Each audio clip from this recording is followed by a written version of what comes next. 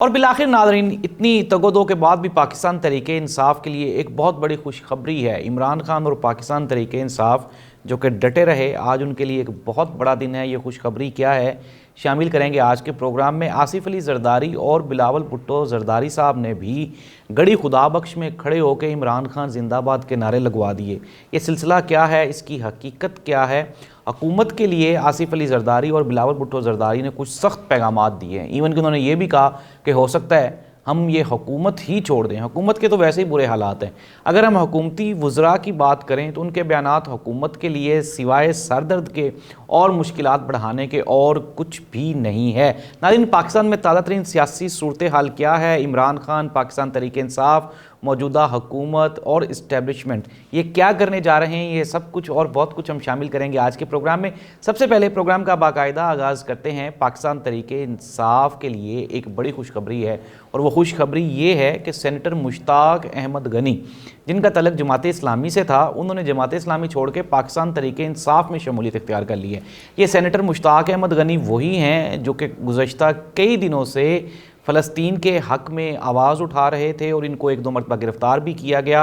अब इन्होंने क्या किया, इन्होंने कहा जी कि इमरान खान चूँकि हक़ और सच के साथ खड़ा हुआ है, इमरान खान, पाकिस्तान तहरीक इंसाफ ही वो वाहिद जमात है जो इस मुल्क में जमहूर की आवाज़ है।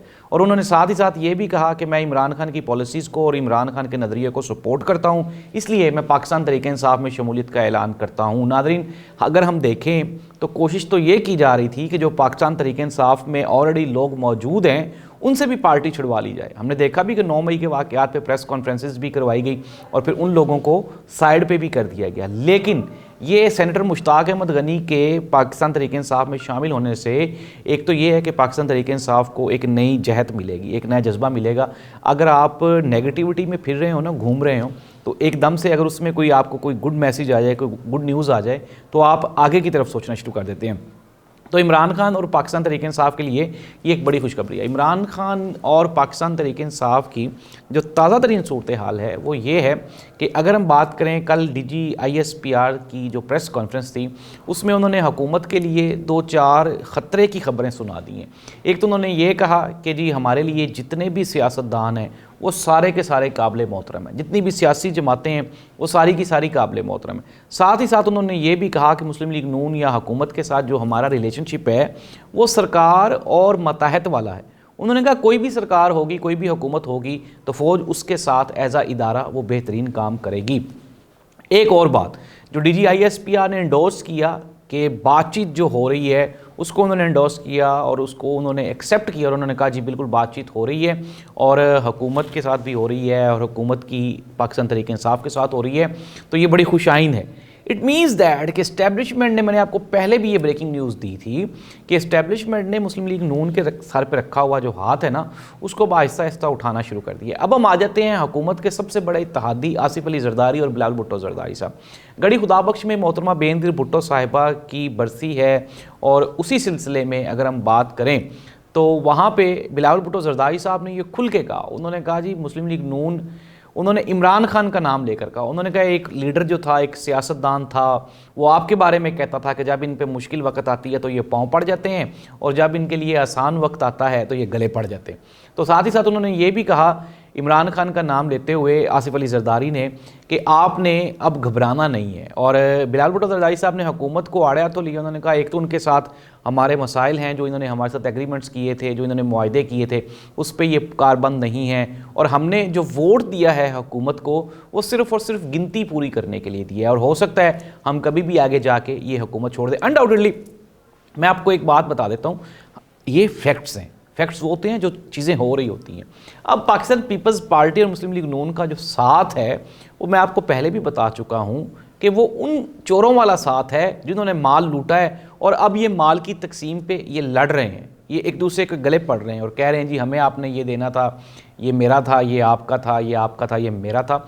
आसिफ अली जरदारी साहब ने भी कहा कि जी अच्छे दिन आएंगे, हम मुल्क को आगे लेके जाएंगे, हम मुल्क की बेहतरी करेंगे।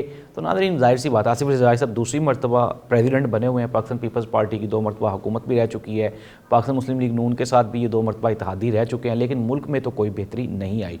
अलबत्ता ये ज़रूर है कि अब पाकिस्तान पीपल्स पार्टी में आपको एक ब्रेकिंग न्यूज़ देने जा रहा हूँ, एक बड़ी खबर है, और ख़बर ये है कि पाकिस्तान पीपल्स पार्टी के जो रवाबित हैं वो पाकिस्तान तरीके इंसाफ के साथ बढ़ते जा रहे हैं, लेकिन फिर दोबारा at the end final authority जो डिसीजन होगा वो इमरान खान ही करेगा। इमरान खान ने तो पीछे भी जब फरवरी के इलेक्शंस में उनको दावत दी गई थी कि जी आप हुकूमत बना लें, हम आपके साथ खड़े, तो उन्होंने पीपल्स पार्टी का तब भी हुकूमत नहीं बनाई थी।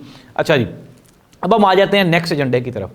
चूँकि जाहिर सी बात है इस्टेब्लिशमेंट को बड़ा अक़लीदी किरदार होता है पाकिस्तान की सियासत में, और हमेशा से था, है और आगे भी रहेगा, मैं इससे बिल्कुल भी मुनहरिफ नहीं हूँ। अब ये है कि जो हवाएं हैं, जो फ़िज़ाएँ हैं, वो बदली हैं। अब आप अगर देखें कि इस्टेब्लिशमेंट की जो बैकडोर रवाबित हैं, डायलॉग्स हैं, वो कहीं और भी जारी हैं। एक तो पाकिस्तान तहरीक इंसाफ और मुस्लिम लीग नून के जो आपके सामने ऑन कैमरा डायलॉग्स हो रहे हैं, ये भी हैं और इसके पीछे भी हो रहे हैं। अच्छा, अब हुकूमती जो वज़रा हैं वो हुकूमत के लिए सिर्फ़ और सिर्फ मुश्किलात ही क्रिएट करते हैं। ख्वाजा आसिफ साहब ने कल के बयानात दिए, आप उनके बयानात उठा के देखें। कहते हैं जी कि इमरान खान की सपोर्ट वो कर रहे हैं जो यहूदी लाबी वाले मुल्क हैं, वो कर रहे हैं जो इमरान खान के ज़रिए मुल्क में कोई यहूदी लाबी को लागू करना चाहते हैं। साथ ही साथ उन्होंने इमरान खान का नाम लेते हुए कहा कि इमरान खान को इसलिए लाया जा रहा है कि फ़लस्तीन और इसराइल वाले मामले को दबाया जा सके, इसराइल की सपोर्ट की जा सके। अच्छा, सबसे पहली बात तो ये कि अनडाउटेडली आपको याद होगा कि ये रजीम चेंज जो था ना सारा ऑपरेशन, इसमें डोनाल्ड लू और बाइडन का क्या किरदार है, इस पर हम एक प्रोग्राम कर लेंगे। और ये अमेरिका ही था जिसने मुस्लिम लीग नून की हुकूमत बनवाई थी, और ये कन्फर्म सोर्सेज की खबरें हैं, फैक्ट्स हैं ये, कि हमारी मौजूदा हुकूमत ने अमेरिका की बात मानने, IMF से कर्ज़े लेने और अमेरिका के साथ अच्छे ताल्लुकात बनाने के लिए हर मुमकिन कोशिश की है। लेकिन पाकिस्तान तहरीक इंसाफ की जो इंटरनेशनल लॉबिंग है वो इतनी मजबूत है कि मुस्लिम लीग नून को जगह ही नहीं मिली, वहाँ पे स्पेस ही नहीं मिली। इसलिए मजबूरन अब ये क्या कर रहे हैं, अब ये एंटी अमेरिकन वो एक ज़ाहिर कर रहे हैं, बयानियाँ बना रहे हैं कि हो सकता है अवाम हमारे साथ इसलिए खड़ी हो जाए। नाज़रीन, अब हम कंक्लूड कर लेते हैं। कंक्लूजन ये है कि पाकिस्तान तहरीक इंसाफ पहले से ज़्यादा मजबूत, मुरतब और ज़्यादा तरतीब में आ गई है, चीज़ें बेहतर हो रही हैं। एक तो ये है कि KPK में पाकिस्तान तहरीक इंसाफ की तीसरी मरतबा गवर्नमेंट है, वहाँ पे अब डेवलपमेंट आपको करनी पड़ेगी, काम करना पड़ेगा।